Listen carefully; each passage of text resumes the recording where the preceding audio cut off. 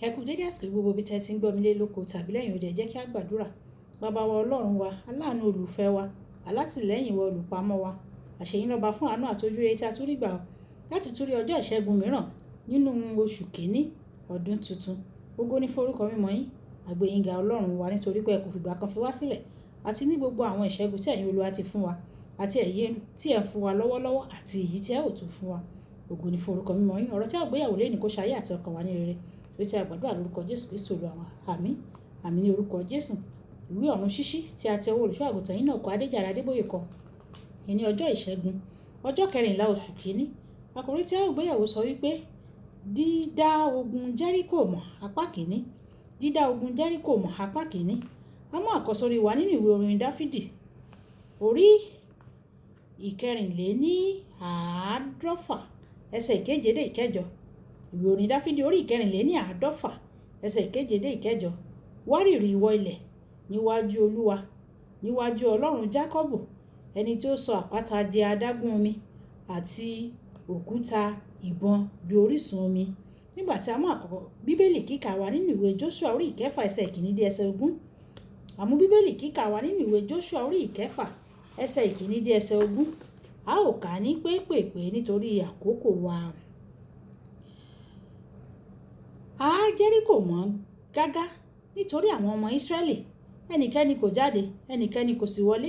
Olúwa sì wí fún Jóṣúà pé, wò ó, mo fi Jẹ́ríkò lé ọ lọ́wọ́ àti ọba rẹ̀ àti àwọn alágbára akọni. Ẹ̀yin ò sì ká ìlú náà mọ́. Gbogbo ẹ̀yin ológun, ẹ̀yin yóò sì yí ìlú náà ká lẹ́ẹ̀kan. Báyìí ni ìwọ yóò ṣe ní ìjọ́ kẹfà. Àlùfáà méje yóò gbé ìpè júbílì méje níwájú àpótí náà ní ìjọ́ keje. Ẹ̀yin yóò sì yí ìlú náà ká lẹ́ẹ̀méje. Àwọn àlùfáà yóò sì fọ́n ìpè wọn ni yóò sì ṣe nígbà tí wọ́n bá fọ́n ìpè júbílì kíkan. Nígbà náà ẹ̀yin bá ti gbọ́ ìró pé wọ́n fọ́n ìpè náà, gbogbo àwọn ènìyàn yóò sì hókù.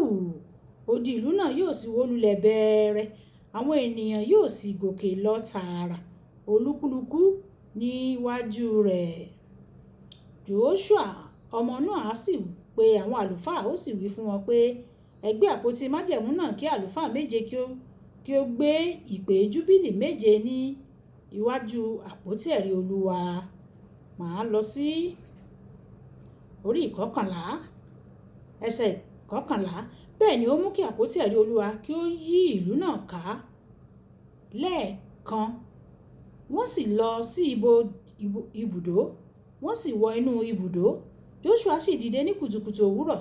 Àwọn àlùfáà sì gbé àpótí Olúwa.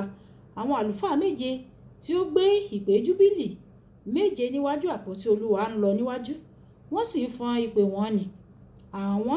Àwọn tí ó hu ìhámọ́ra ogun ń lọ níwájú wọn. Ọmọ ogun sì tọ àpótí Olúwa lẹ́yìn. Àwọn àlùfáà sì ń fọ́n ìpè bí wọ́n ti ń lọ. Ní ọjọ́ keje, wọ́n yí ìlú náà ká lẹ́ẹ̀kan. Wọ́n sì padà sí ibùdó. Bẹ́ẹ̀ ni wọ́n ṣe ní ọjọ́ 6, ó sì ṣe ní ìjọ́ keje. Wọ́n dìde ní kùtùkùtù ní àfẹ̀mọ́júmọ́. Wọ́n sì yí ìlú náà ká gẹ́gẹ́ bí ti ìṣáájú lẹ́ẹ̀méje. Ní ọjọ́ náà kan ṣoṣo ni wọ́n yí ìlú náà ká lẹ́ẹ̀méje. Ó sì ṣe ìgbà keje, nígbà tí àwọn àlùfáà fọ́n ìpè, ni Jóṣúà wí fún àwọn ènìyàn náà pé ẹ ó, nítorí Olúwa ti fi fún yín o. Ó ti fi ìlú yìí fún yín. Ìlú náà yóò sì jẹ́ ìyàsọ́tọ̀ sí Olúwa, òun àti gbogbo ohun tí ń bẹ nínú rẹ̀. Kìkì rékálì panṣágà ni yóò là o, òun àti gbogbo àwọn tí ń bẹ ní ilé pẹ̀lú rẹ̀, nítorí ó pa àwọn oníṣẹ́ tí a rán mọ́. Wọ́n ò lọ sí ẹsẹ̀ 20. Bẹ́ẹ̀ ni àwọn ènìyàn náà hó nígbà tí àwọn àlùfáà fọ́n ìpè. Ó sì ṣe nígbà tí àwọn ènìyàn gbọ́ ìró ìpè tí àwọn ènìyàn gbọ́ ìró ìpè tí àwọn ènìyàn sì hókù. Odi náà wó lulẹ̀ bẹ̀rẹ̀. Bẹ́ẹ̀ ni àwọn ènìyàn wọ inú ìlú náà lọ, olúkúlùkù tààrà níwájú rẹ̀. Wọ́n sì kó ìlú náà. Wáyé ẹ tẹ́tí bẹ̀rẹ̀ jẹ́ láti gbọ́ ohun tí olùṣọ́ àgùntàn yín náà kọ Adéjàre Adébóyè ní fún wa ní èní ọjọ́ ìṣẹ́gun. Nínú Bíbélì kíkà wa tòní, àwọn ọmọ Ísírẹ́lì wọ́n ti súnmọ́ ilẹ̀ ìlérí o, ṣùgbọ́n odi kan dúró lójú ọ̀nà wọn. Jóṣúà mọ̀ pé odi yìí yóò dènà ìtẹ̀síwájú wọn. Ọlọ́run sì fún un ní ọgbọ́n tó fi mú odi náà wálẹ̀, tí ó sì ṣáájú àwọn ènìyàn náà lọ sínú ohun tí ó pèsè sílẹ̀ fún wọn. Nígbà tí ó bá dàbí pé ohun kan dènà àǹfààní rẹ láti ráyè sínú àwọn ìlérí Ọlọ́run, o ní láti kọ́kọ́ dá ohun tó jẹ́ mọ̀. Tó o bá dá mọ̀, wàá dúró ní pàtó kí o lè béèrè lọ́wọ́ Ọlọ́run fún ọgbọ́n tí wàá fi borí ohun tó dènà ìtẹ̀síwájú rẹ nì. Tí o kò bá ì tí ì ṣe ìdámọ̀ ohun tó ń dá ìtẹ̀síwájú rẹ dúró, o lè máa ja ogun tí kìí ṣe tirẹ̀ o. Nígbà tí ojúlówó ọ̀tá wà láìsí ẹni tó dojúkọ ní ọ̀pọ̀ ìgbà, àwọn agbára òkùnkùn wọ́n jẹ́ bí odi Jẹ́ríkò tó ń dènà ìtẹ̀síwájú àwọn ènìyàn. Ní ìwọ̀n ìgbà tó jẹ́ pé iṣẹ́ ti èṣù ni láti jí, láti pa àti láti parun. Ìwé Jòhánù orí 10 ẹsẹ̀ 10. Tí o bá ṣàkíyèsí pé ohun tó tóbi jù ọ́ lọ ó dè ọ́ lọ́nà nígbà tí o bá fẹ́ ṣe àṣeyọrí ní ìdáwọ́lé kan, o ní láti gbàdúrà lórí agbára náà. Ìròyìn ayọ̀ ni pé ìwé Àìsáyà orí 54 ẹsẹ̀ 7 sọ wípé kò sí ohun ìjà kan tí a ṣe sí yín tí yóò lè ṣe nǹkan, àti gbogbo àwọn tí ó dìde sí ọ ní ìdájọ́ ni ìwọ yóò dá ní ẹ̀bi o. Èyí ni ogún àwọn ìránṣẹ́ Olúwa, láti ọ̀dọ̀ mi ni òdodo wọn ti wá, ni Olúwa wí. Olùfẹ́, bí o bá jẹ́ ọmọ Ọlọ́run tí o sì ń sìn ní àìṣe ìmẹ́lẹ́, o ní ẹ̀tọ́ láti bá èyíkéyìí agbára tó dìde sí ọ wí o.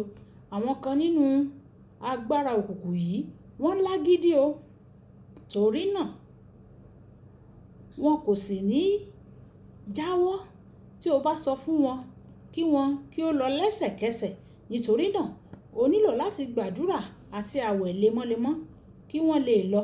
Jésù sọ nínú ìwé Máàkù orí 9 ẹsẹ̀ 19 pé àwọn ẹ̀mí èṣù kan kò ṣe é borí bí kò ṣe nípa àwẹ̀ àti àdúrà. Tí o bá ti ṣe gbogbo èyí, ṣùgbọ́n síbẹ̀ tí o kò lè rí àyípadà kankan, bóyá o nílò láti wá ẹnìkan tí yóò darapọ̀ mọ́ ọ nínú àdúrà kí ẹ lè gba àdúrà àdéhùn.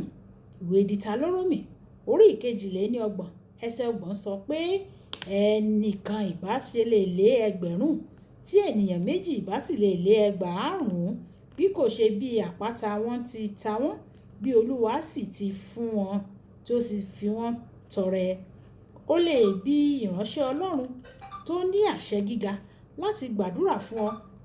Lẹ́yìn tí o bá ti gbé àwọn ìgbésẹ̀ yìí, kò sí agbára kan tó lè dúró lójú ọ̀nà rẹ. Kókó àdúrà: mo wí fún gbogbo agbára tó dènà àṣeyọrí mi, ẹ pòórá nísinsìnyí ní orúkọ Jésù. Ẹ já sọ pé bàbá mi, gbogbo agbára kágbára tí ó lè dènà àṣeyọrí mi, mo pàṣẹ fún yín ní orúkọ Jésù Kristi. Ó yẹ ẹ pòórá ní orúkọ Jésù, nítorí a ti kọ̀wé rẹ̀ wípé ní orúkọ Jésù Kristi ní kí gbogbo ẹkún kí ó máa wólẹ̀, kí gbogbo àwọn kí ó máa jẹ́wọ́ pé Jésù ni Olúwa. Gbogbo ẹ̀yin agbára kágbára tí ẹ lè fẹ́ dènà ìtẹ̀síwájú mi, ẹ pòórá. Yóò sì rí bẹ́ẹ̀ fún wa ní orúkọ Jésù. Olúwàbùkọ́lá Ayako ní orúkọ mi. Ẹ máa bá mi like, ẹ máa share, ẹ máa comment nípa ẹ̀ kí àwọn ènìyàn kí wọ́n lè jẹ àǹfààní ọ̀run ṣíṣí Yorùbá. Ó dàbọ̀.